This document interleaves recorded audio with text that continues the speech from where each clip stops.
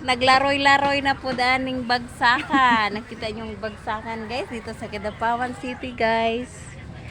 Eto na guys. Do, tingnan niyo ang surroundings. Ito po. Ito ang dito ako sa kabila. Tingnan niyo dito guys. Stroll ako dere guys habang wala akong ginagawa guys. Dati guys, kita nyo dati guys, dito ako nagstay, nagtinda guys.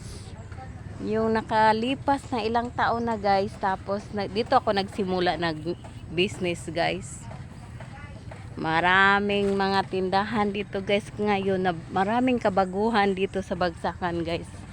Kasi tingnan nyo guys, mayroong building dyan nakatayo guys. Ano ba tong building dito? Nga bang project dito sa city guys. Maraming improvement na dito guys sa Bagsakan. Simula sa pool guys, dito pa ako guys, hindi ganito ang area sa Bagsakan guys. Marami ng kabaguhan, marami ng pagbabago guys. Saka dito guys, dati nagtitinda ako. Hirap talaga dito simula yung nagtitinda pa ako. Hirap maghanap buhay dito guys. Hakot-hakot pa guys. Tapos paghapon maghakot naman, pag bandang bali every Sunday guys magkarito na po mi guys sa mga gamit namin guys dati. Madaling araw, pag araw ng linggo araw ng linggo dito dati guys yung nagtitinda pa ko dito. Ano dito? Madaling araw magising na ako, magbibitbit ng mga gamit. Kaya nagkarinderya man ako dati dito guys. Tsaka hindi ganito ang mga ano guys, pwesto. Maraming nagpipwesto dito guys. Maraming mga kubo, mga ano dito sa city, dito sa Bagsakan. Tapos ngayon guys, ilang taon nakalipas, 10 years nakalipas guys na wala na ako dito.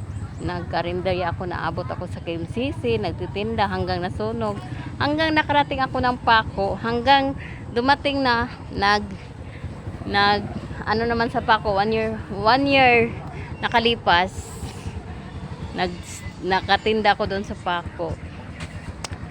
Na-stop ako doon dahil sa itong, alam mo naman guys, pag mag-business ka guys, ano naman talaga ng yung mga city, yung mga business permit, doon ako na-stop kasi yung pwesto ko guys, nangailangan ng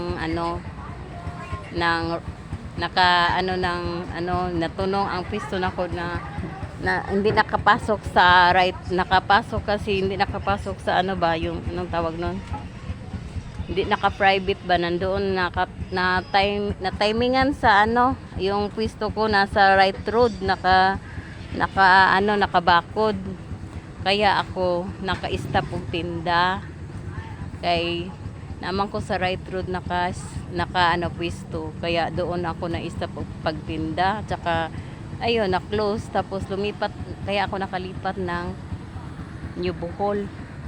Alam niyo naman guys, di ba na-discuss ko yung buhay ko doon sa New Bohol, kaya hanggang sa dulo guys, nawala na talaga akong tinda, na-stop hanggang ngayon. Nagtambay ako. Ngayon, bumalik na naman ako dito sa Bagsakan. Nag-stroll muna. Yeah. Ito guys, naghihintay ng grasya guys. Unsa bang disgrasya siguro ni maabot na ni guys. Unsa ba guys? Hindi ko na alam. Pero dahil sa tiwala ko sa sarili at tiwala sa Panginoon guys, parang wala lang guys, parang walang nangyari, parang okay lang lahat, tanggap ko naman yun. Tsaka nagpray lang ako, at saka umaasa ako na siya lang ang nakaalam sa lahat guys sa buhay natin, at tiwala lang tayo sa sarili habang may buhay. Isipin lang natin yun guys, na okay lang na mag-pray lang tayo na sa araw-araw makakain, na bigyan tayo ng lakas, maayos ang natin, na tagaan tayo ng peace of mind. Yun lang ang hinihiling ko guys. Kung may ibibigay pa si Lord sa akin na mas sigit pa o ano ba, o kung wala, okay lang guys. Basta importante guys na nandyan siya lagi sa puso natin, na hindi natin anuhin yung ating sarili guys. At umaasa lang tayo sa kanya at siya lang ating masandigan sa lahat ng ating mga pangailangan. Wala tayong magawa guys kung wala siya. At saka yun guys, nakita niyo yung palibot guys dito sa bagsakan guys. Nakikita niyo guys. To guys.